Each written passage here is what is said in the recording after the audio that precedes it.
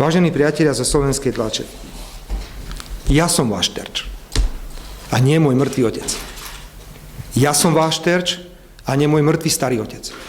Ja som váš terč a nie môj syn, moja mama, ktorú terorizujete v Topolčanoch od rána do večera vo Veľkých Dvoranoch, a rovnako nie je terčom vo vašej politike určite ani moja manželka. Ja som váš terč.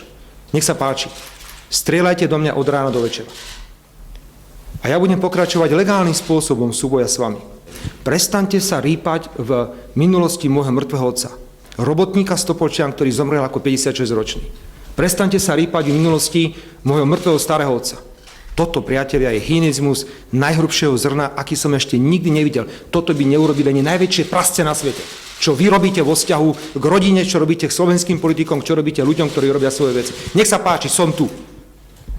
Som tu a som pripravený s vami bojovať od rána do večera, ale legitímnymi prostriedkami. Nie týmito prasačinami, ktoré vy robíte.